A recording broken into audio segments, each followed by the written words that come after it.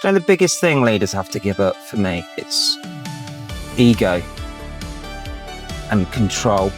Well, what are you defined by? What's your, is it the status, the control, the power? It's not about how many hours they do. Yeah. It's about their ability to be giving as much energy and effort and even creativity and thinking to doing what's required to get you to a point to be successful, grow the business. The model I see is, for leadership, is you flip the triangle. Yes. And the leader's role at the bottom of that triangle is to hold everyone else up. It's to give them the opportunity to be the best possible version of themselves. Driving productivity, holiday activity, like Christmas electricity, gifts wrapped to infinity. Welcome to Driving Productivity with Harjit Chana. I'm here today with the amazing Sat Mann. We're here in Leeds on a fairly miserable and grey November day. We're going to talk about the connection between the individual and the organisation. But before we get into that, Sat, credentials. Credentials. So, yes, I'm Sat. I live in Leeds, literally a few minutes from here, where Harjit kindly picked me up. I run a small consulting business called By Diffusion, which does two things. It provides a platform for me to do the work with clients, which is around change and transformation, with the golden thread of how does that impact people and business and customer.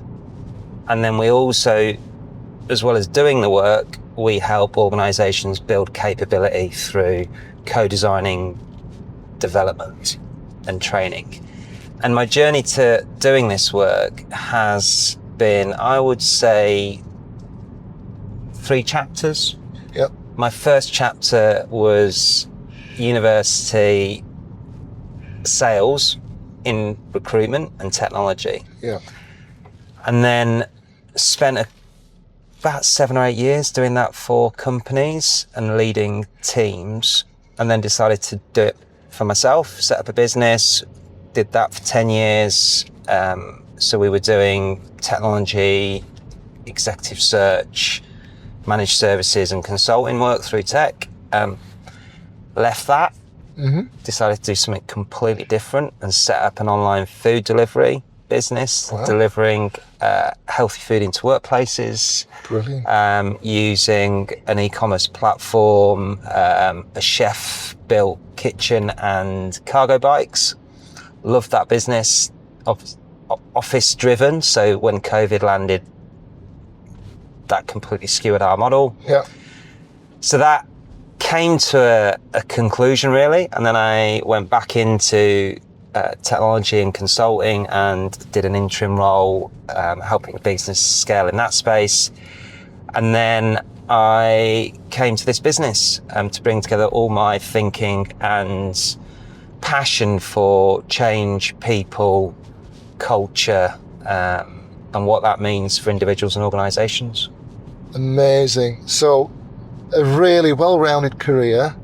And the one thing that people won't know is when you're around Sat, you've got this real zen-like energy. You know, you're really calming, which is fantastic. So it's a real pleasure to have you in the car, sharing your zen and your knowledge.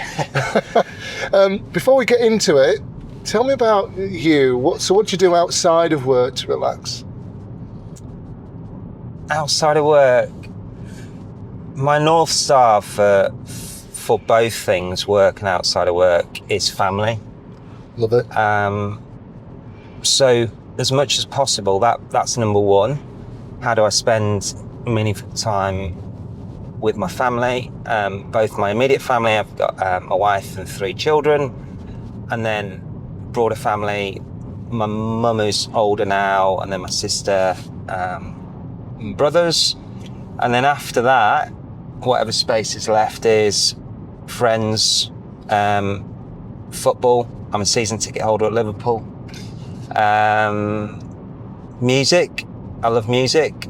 So that's another thing that gives me a lot of joy, and I love food. Yeah. Any typical genre of music?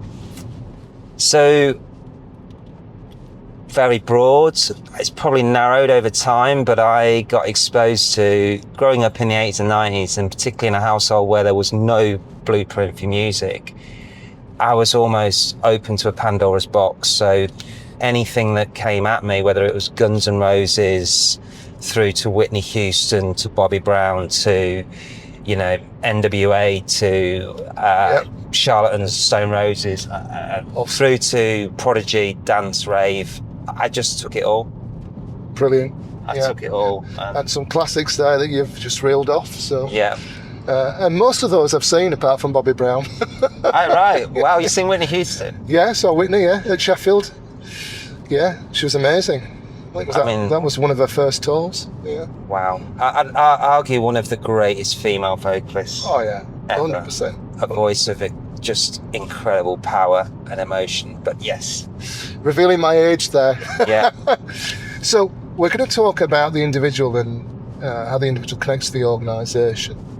Over to you, Sat. Well, the thing that fascinates me when it comes to individual and organisations is how are we connecting that individual, regardless of the size of the organisation, what's the connection for that individual to get up every day and be clear about what they're doing and why. And you can put a lot around that. Yeah. So there's a lot of dressing you can put around that. You know, we can build a smorgasbord of reasons why we look after that employee and why it's the best place to work. But ultimately, I think sometimes it's the really simple things that make the difference. It's the, you know, the why and the what. So what am I doing? Am I really clear about today what's expected of me? And does that link to a why? And I begin of the opportunity within that. Is there an opportunity for me to bring my value and my thinking and my curiosity so that we don't try and make everything too formulaic? We give people the opportunity to make some decisions within some guardrails.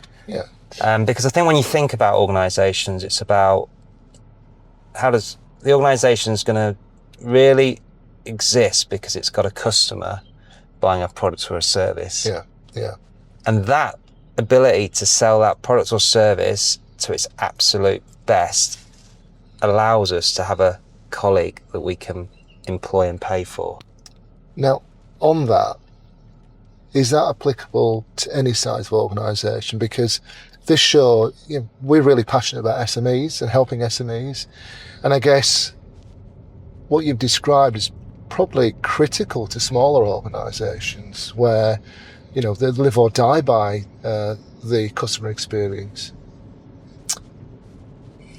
So I think for the benefit of smaller organisations is the proximity to the customer. The gap between the customer and the business is really small, and therefore the feedback loops are tight, and therefore your ability to change and iterate what you're offering is sooner, faster, better. And therefore, and also ultimately, you don't have usually the security and the safety net to not move fast and follow customer and be really good at that. So I think you're right, it does apply to smaller businesses. And also,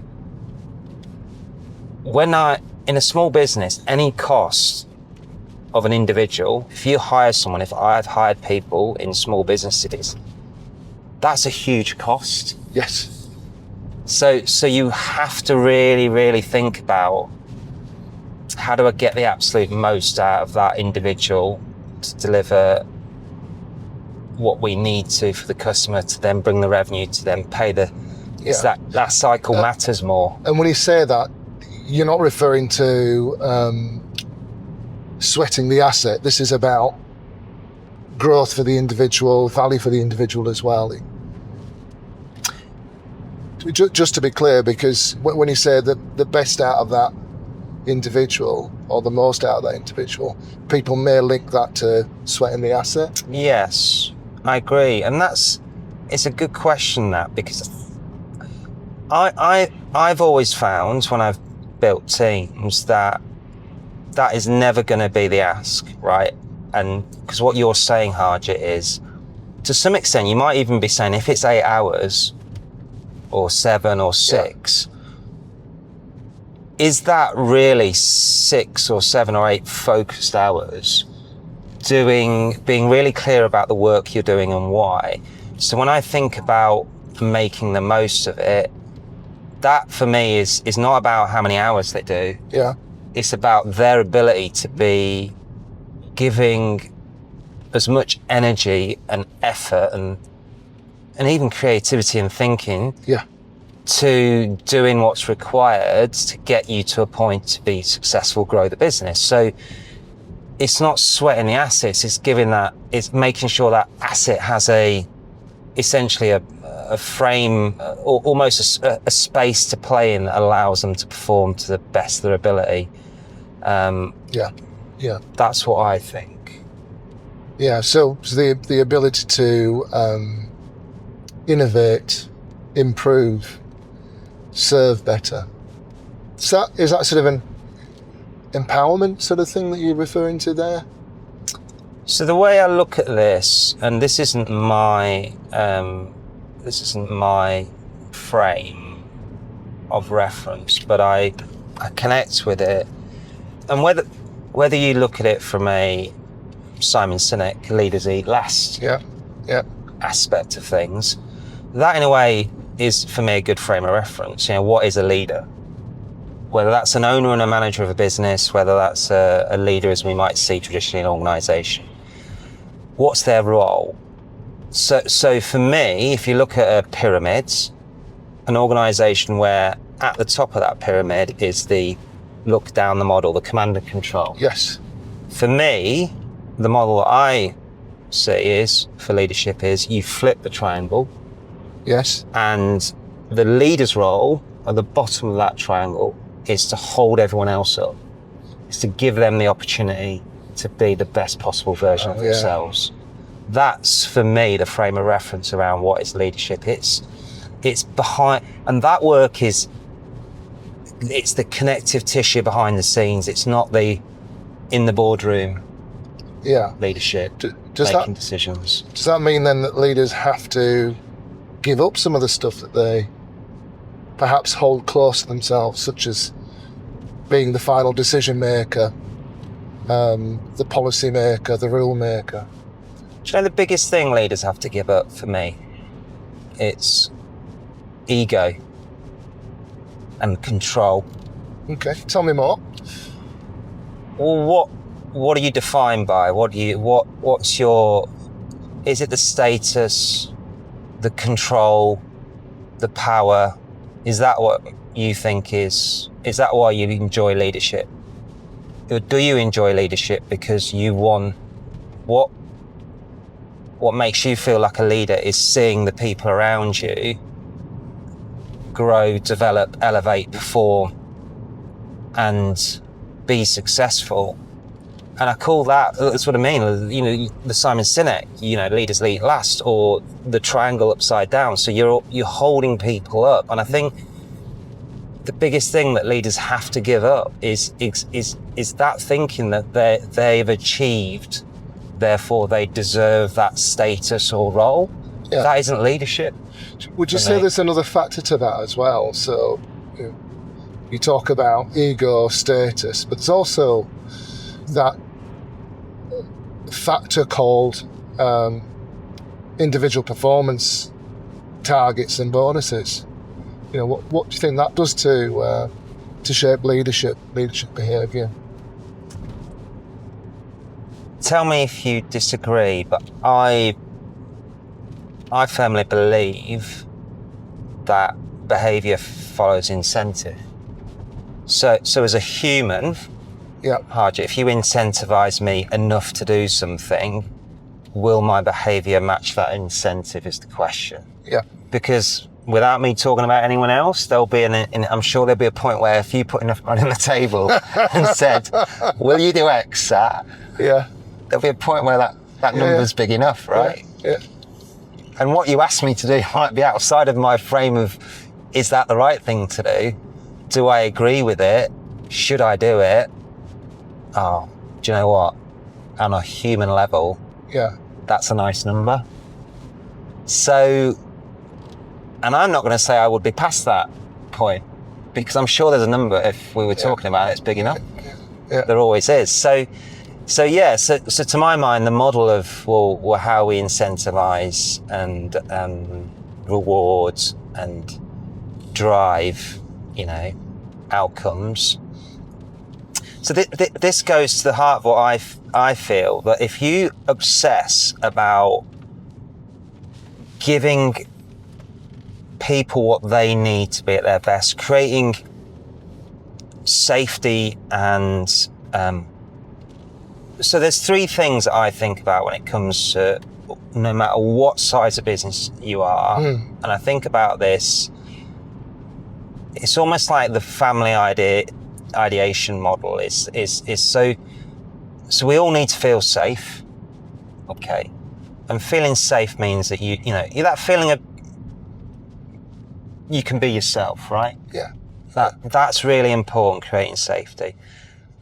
And then I guess valued, and I don't mean about what you negotiate to be paid. I mean in the sense that if someone's doing something that should be recognised in the moment, recognise it in the moment, because that really is a great affirmation for that individual, creates glue, starts to build culture. So I think safety, then I think value, may that person and individuals feel valued in the moment as a leader. Then I think excited. So I just think safe, valued, excited is the model, right? So, and excited is the why for me. It's like, why am I doing what am I doing? It's interesting that, because our friends at McKinsey & Co.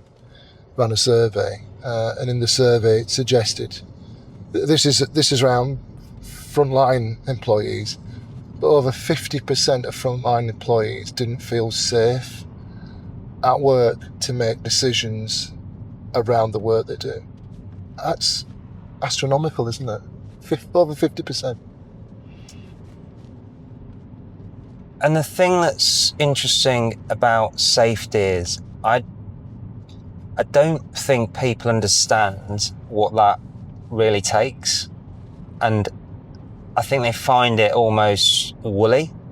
Like, oh, of course we're creating safety because they're coming to work and they're being paid and they work in a nice office and they should almost feel grateful for that. That's financial security. It's not psychological safety. That's money that you put in my bank.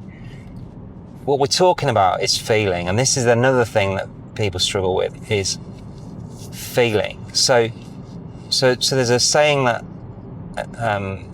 there's a really good book called I think it's called The Great Persuaders. Yeah. It's about political activism, and it's got this theme about political activism in the States, the left to the right. Yeah. But essentially talks about calling people in rather than calling people out. So bring people in the tent, right? Yeah. But the thing it says when it comes to my point about feeling is there's a saying in that book that stuck with me, is that people will always forget what you did, but they won't forget how you made them feel. Yeah. So if I go to work for a week, you'll forget what I did. Like if you said to me, if I asked you to say, Harjit, you spent a week with me at work, do you remember what I did? You might remember a few things if I did something significant. But what you will remember is hopefully how I made you feel. Totally agree. And that's the reason so when I think about people I've worked with and where I've enjoyed working with people in teams, I've felt it's a feeling. Like, it's a feeling. So how do you move to that then, Sat? How do you move away from words on a PowerPoint, which many organisations think, right, we've done the psychological safety because we've put it on a PowerPoint somewhere in our strategy, to actually enabling psychological safety in an organisation. So is the question here for us, Harjit, 1.0, if we were going to be looking at this, is the 1.0 of this self-awareness? Because if I don't have that, how am I going to make someone else feel safe? How do I understand it? So I have to understand this, and this goes into a lot of what we've talked about in general, Harjit, whether you talk about curiosity or learning, and it's the same with safety and creating space for others. It has to start with you. Like, that is but I think, and again, this is where the other line with this is incentive, right? So we talked about incentive and behavior. So why do we promote people to become leaders or managers, and what defines them being a leader or a manager? Yeah. They might just they've never done the work. Yeah. Yeah. You've got to do the work. Yeah. I mean, this is the thing, like, to some extent, you have to think about someone said something to me, and very early said, the only thing that you've got when you wake up every day is yourself. Yeah. That's quite a hard thing to distill in people in a society where we're all chasing, we get conditioned, we get told it's, we get told to fit a model and a system and a way, and we get incentivized to follow that. It's really hard to remember that actually you have to invest back in yourself. So have you done the work? Are you self-aware? Are you always curious? Do you want to learn? But the thing I would say that also I think people miss the trick on is, the reason I've always thought this is because when I've seen it happen, I've seen businesses perform well. Right.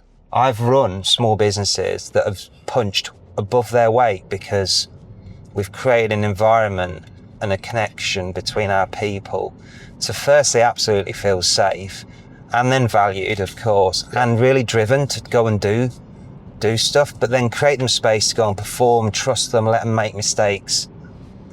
And I think obsess about building that really strong culture, because it answers the question for making customers happy and delivering product or service to grow your business. And I always used to call it the mothership, and I still do. Yeah. The mothership is what matters. We're all in service of that mothership, and the mothership is the business.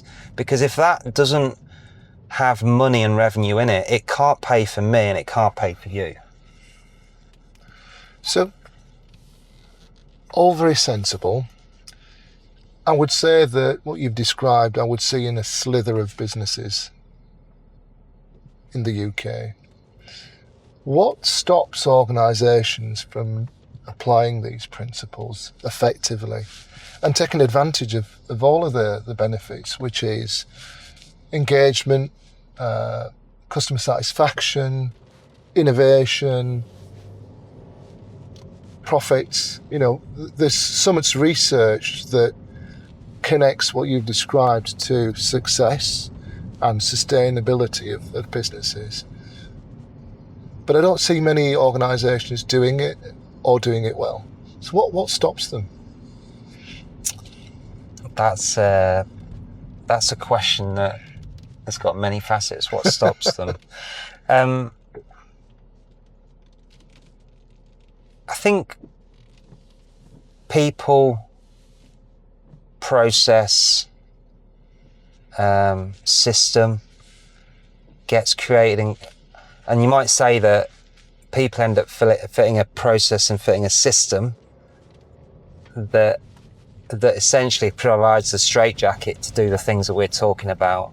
Yeah. And then if you throw into that incentive and measurement, and I know they're all big buckets, but I'm just trying to answer your question from what gets in the way of all those things is that, because, has the organisation fundamentally changed in 100 years? Or for a lot of organisations, has it fundamentally changed?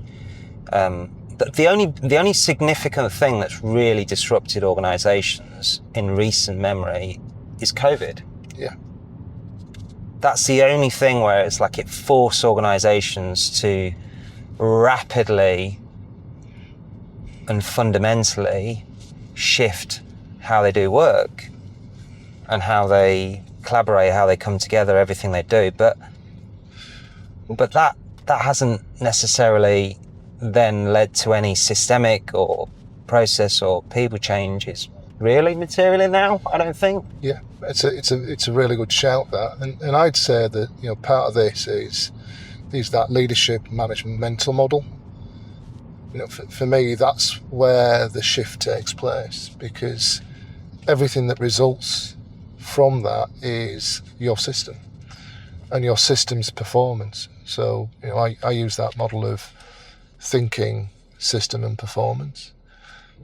So if we think about psychological safety and we think that actually just saying it is sufficient and not acting it or enabling it and living it, then we're never going to have that psychological safety. And sometimes organisations talk about it, but then they layer in a variety of rules, policies and regulations that disable it. And often organisations, you know, that's not visible to them because that's what they do. And I think making the invisible visible is really important, to be able to act on things like making psychological safety real. Yeah, I think that these are sorts of terms that people will react to, as in they don't want to necessarily go there. It's almost like a no-go. I don't know what you mean. You know, we're a great business. We've got, you know, all these great benefits. Yeah, you just said nice then. That's an interesting one. See, I think an organisation can be nice, but not kind. Yes. And kind is the way I would go, because I think sometimes kind is also having those difficult conversations or looking in the mirror and doing self-reflection. Whereas nice can just be, we're so nice to each other that we're not prepared to challenge ourselves, upwards or downwards and across the business as well, peer to peer. I think everything there that you've said as well, as it ties into my view that, like, for me, like, I always look at things commercially as well. I mean, I don't have this position that says everything has to be about comfort. Like, there's a difference between safety and comfort, for example. Let's not over-index on all the stuff that we think is the right thing to do. Let's do all these extra incentives and benefits and da-da-da-da. Be really focused on what turns the needle for your colleague and your customer. And I do think ultimately, my view is psychological safety really turns the needle. Do I think having, you know, somebody come and do yoga classes or, you know, neck massages turns the needle? No, I don't. So, but I absolutely do think me making you feel safe and valued turns the needle. Yeah, 100% agreed. Yeah, and there's actually, I mean, this may offend some of the people watching, but actually, the research I've done suggests that a lot of the people engagement activities that organisations fund yield nothing. So you've talked about these, you know, neck massages, pool tables, whatever else you see in offices to make it a nicer place. Doesn't actually yield to what you're talking about, which is safety, learning and growth. And what are your thoughts on that? I think we've almost indexed to the maximum on that over the last, maybe, certainly if you think about pre-COVID, it became an arms race for who's got the coolest office. Yeah. Wasn't it? It was like, who has got the coolest office, the most array of things. And I do actually think there's a benefit in making a place, by the way, like I believe in environment and innovation, for example, and you'll know this because it's the work Yeah. you do, Harjit, you'll know that if you want to drive creative thinking and innovation and you want to get people together, there's something about the space that you do that in. Yes. Like, you wouldn't want to do that in an old prefab 1980s office building with really crap like environment. So I do think, absolutely, like a modern, cool space for innovation and thinking is a good investment. But I think where you're talking about in terms of, the pool table, the, whether it's let's get the PlayStation room, the whatever, for me, how does that turn any needle? And I can understand why if you measured the data on it, I would say no, zero. Do you know, I'd rather in offices they had a booth where they were playing customer calls all day long, for example, so we could learn, rather than this notion that actually a ping pong table is going to fix things. Although we did used to have a ping pong table in the middle of the contact centre at First Direct once upon a time. I used to get thrashed by a lovely gentleman called Stuart Bromley, who did one of the videos a couple of videos ago. Yeah. But look, it's a really good point that you're making. Really valid. And look, for SMEs, they don't have that. They don't have necessarily have the fancy offices. And that's why I think, engaging their employees in the respects of what you're describing is crucial to them. Yeah, and one of the best things I've read is a description of what is well-being in the workplace, and somebody who wrote about debunking the long list of things that you do that might, you think, create well-being in the workplace, was about the clarity the individual has about what they're doing as a why. What am I doing? Why am I doing it, and what am I doing? And on a role level, so on a sort of what is the ask of me? Yeah, that is well-being, to know that on a day-to-day basis, I've got clarity about the work I'm doing, why I'm doing it, and why it matters. That, in a way, is well-being, because we as humans, we want purpose, right? Yeah, of course we do. Yeah. That's it. I want to do something meaningful, which is why, for example, like painting a room is great. Because you start at one side and you get to the end and you've done it. Right? Yeah. That, for me, makes me feel good. Might say more about me than other people, but I like that, because I'm like, well, I started a task and I finished a task. That's like, great. So, simply, that well-being mindset can just come from of course, there's other things that link to well-being, by the way, but I think, again, people overlook the absolute basics. There's no point creating this smorgasbord of benefits when you can't get people really comfortable with, like we said, psychological safety, clarity over what they're doing and why they're doing it on a day-to-day basis, and some freedom for that in that framework for them to perform. Yeah. That's well-being for me. That's like, you know what? I want to go to work because I feel good and I know why I'm going to work. I've got a why. And do you know what? I've got a space to play. Yeah. Is there anything other around this that you'd want to unpack and explore for our listeners that might be helpful? The only thing that I always go back to is, and we look at it now more than ever with AI, is I think we erode and are eroding human intelligence, and I marvel at what's been created in the decades and centuries before technology existed. Yeah. And how we arrived where we are now. This we're in a vehicle, right? We are in a vehicle. That's not a new product, is it? Nope. But somebody going back, and whether it's Henry Ford or whoever's going to take that credit, but somebody created the vehicle, a human. And at a point where technology was pretty rudimentary. Yeah.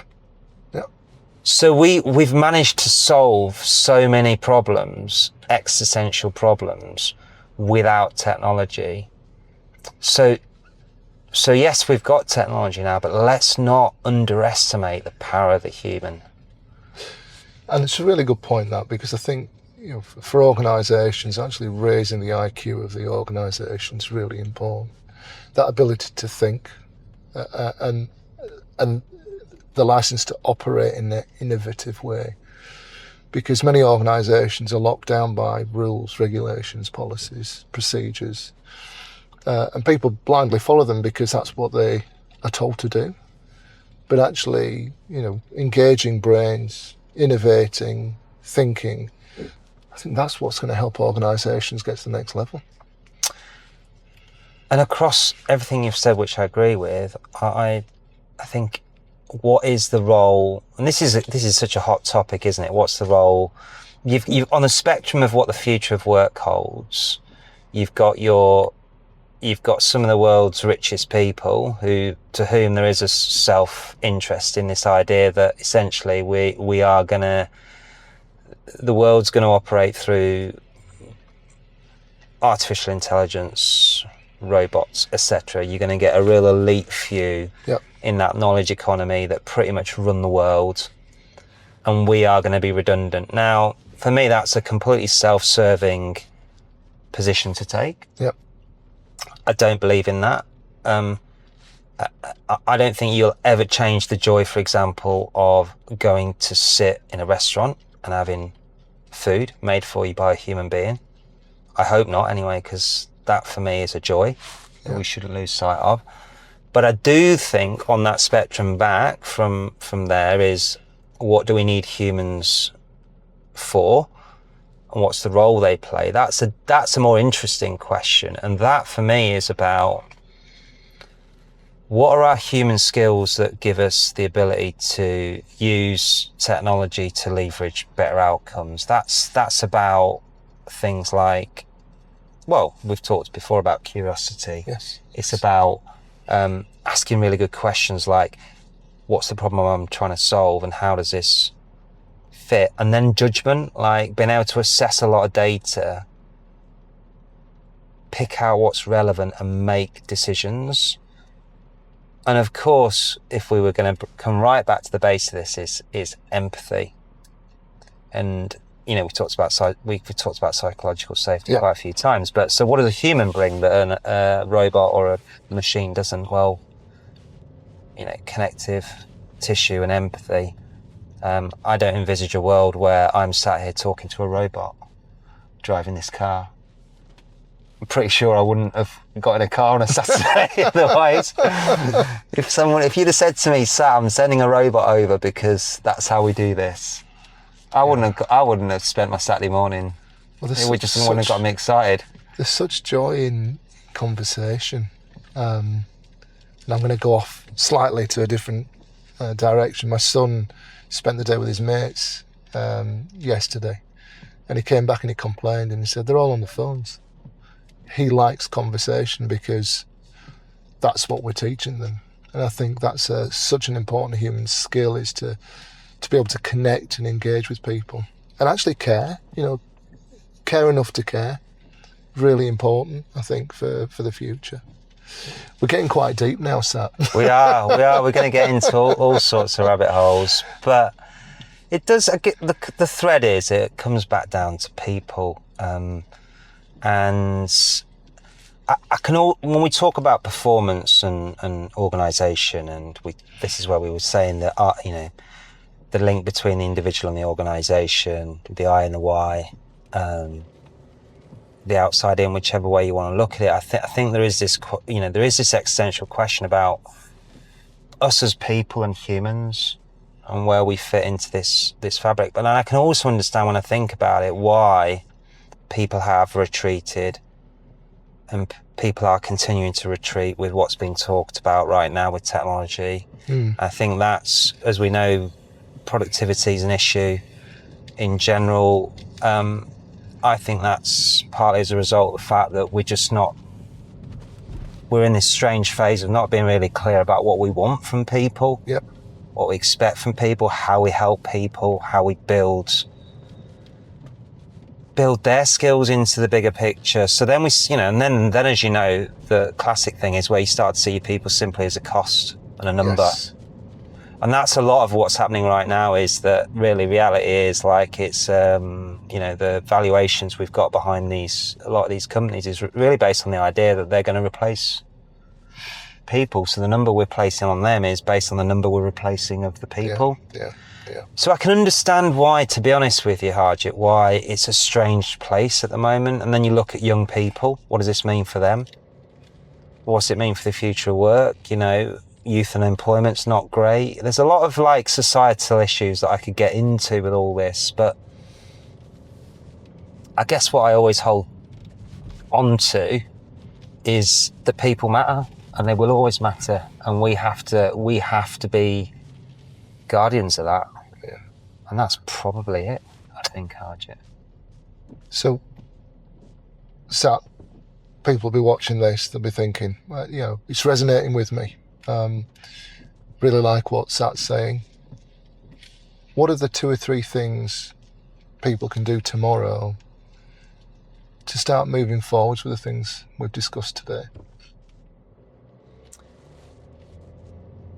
What transformed my thinking was after running a business for 10 years or so and being very defined by that business and what I did, which was grow this business. It was in a set sector, which was technology, recruitment, managed services. I was of the view that would be it for me. And to be honest with you, the transformation came for me. I can actually remember that I hadn't picked up a book for almost the 10 years running that business. I'd pretty much say I'd always found that I had no time or energy for it. And when that changed, suddenly I got really curious. It was in a way forced on me. And then I started to do a lot of work, and that's led to so many aha moments and opportunities and a path to growth for me, that I think if I was going to think of where to start, I think start with yourself. Think about you as a vessel for curiosity and learning, and really get into that coaching mindset, isn't it? Really, with self-awareness, start with you first. And that's been another build for me with doing, coaching qualifications and building on all of my views. And what you start with coaching is it starts with you, and then you create a space to coach others. Yeah. So I think for me, that's the first thing I would like. Think about base you, like what matters. The reason that I would say this, the second thing is think about without thinking about exactly what's going to happen in the next 5. If you're going to work for more than 5 years, let's say right now. Yeah. This is almost a criticality for me. Work is going to change, and therefore you need to adapt. And this is why the first bit matters, is do the self-awareness, do the learning, because part 2 is, I'm not saying you'll be obsolete if you're working beyond 5 years, but if you're not pushing your curiosity and your learning, I would be worried about where you will be as the world keeps moving fast. So really think about what are the things I want to know about that matter. And if you're not, as much as I think we should never hype on anything, you should be paying some attention to what's going on and getting an understanding of AI, because if you're not, I do feel that you're not in, you sort of, it's not you anymore. Yeah. You've really got to get your head around it. But then the biggest thing for me would be like, have a North Star for yourself. Like, company's vision, North Star. So you need to buy into something, but what's yours? Like, what's going to get you out of bed? And be uncomfortable with that. Like, start to really stress test that. Do you feel safe in what, in the workplace, in what you're doing? Do you feel valued and excited? And if not, and of course the North Star at home is pay the bills, look after your family. So you've got these two competing things sometimes. You're doing something sometimes people end up, and I know this because this will be true, working and doing things to serve the needs they've got, but they're really not happy with what they're doing. The happy medium is doing work you love and care about and feeling excited and safe and valued and being able to look after your family. Yeah. That's hard point to get to, but one thing is, life is really short.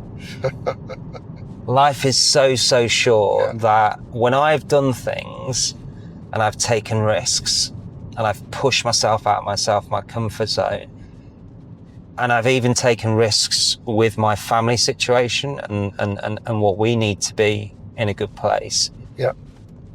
I've always accepted that risk is, well, do you know what? There'll be a fallback, and I want to take the opportunity now because I don't want to be thinking about the things I didn't do when it's too late, because it is finite, right? It's brilliant. That's brilliant. Really powerful, and an absolute joy to hear you. You've got this energy that's really relaxing, and you're a deep thinker. Oh, thank you. I appreciate it. I've enjoyed the conversation, and do you know what? Have you noticed, Harjit? The weather's even got better. Yeah, well done, Sat. Can we take credit for that? That's brilliant. Let's take credit for the weather getting better. Yeah. Thanks, Sat. Enjoyed that conversation. See you later. Take care. Bye. Take care. Bye.